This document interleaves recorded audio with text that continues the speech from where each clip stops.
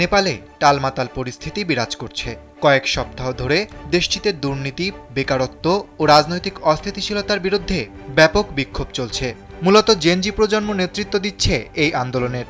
শ্রীলঙ্কা ও বাংলাদেশের তরুণদের আন্দোলনের ধারা অনুসরণ করে নেপালের যুব সমাজ রাস্তায় নেমেছে বলছেন বিশ্লেষকরা।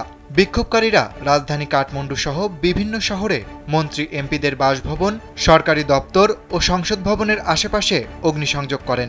এই সহিংস আন্দোলনের মুখে নেপালের কমিউনিস্ট প্রধানমন্ত্রী কেপি শর্মা ওলি পদত্যাগে বাধ্য হয়েছেন।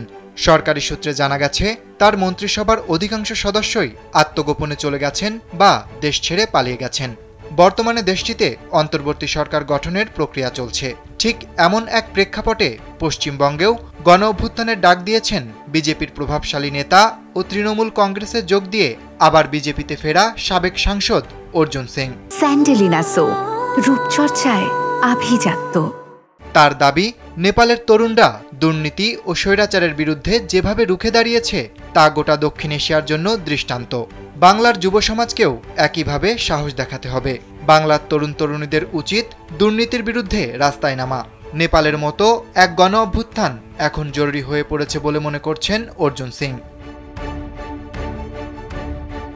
তার এই মন্তব্য ঘিরে পশ্চিমবঙ্গ জুড়ে ব্যাপক চাঞ্চল্যের সৃষ্টি হয়েছে। তৃণমূল কংগ্রেসের পক্ষ থেকে অভিযোগ তোলা হয়েছে, অর্জুন সিং ইচ্ছাকৃতভাবে উস্কানিমূলক বক্তব্য দিচ্ছেন, যাতে রাজ্যে অস্থিরতা ও হিংসার পরিবেশ তৈরি হয়। এমনকি তার বিরুদ্ধে মুখ্যমন্ত্রী মমতা বন্দ্যোপাধ্যায়কে হত্যার হুমকি দেওয়ার অভিযোগও উঠেছে। রাজনৈতিক বিশ্লেষকদের মতে, নেপালের পরিস্থিতিকে উদাহরণ টেনে এনে পশ্চিমবঙ্গের জন্য গণ অভ্যুত্থানের ডাক দেওয়া অত্যন্ত ঝুঁকিপূর্ণ। কারণ বর্তমানে রাজ্যের পঞ্চায়েত নির্বাচন পরবর্তী সহিংসতা, বেকারত্ব ও দুর্নীতির ইস্যুতে উত্তেজনা রয়েছে। এ ধরনের বক্তব্য রাজ্যের স্থিতিশীলতা নষ্ট করতে পারে। ডেস্ক রিপোর্ট, কালবেলা।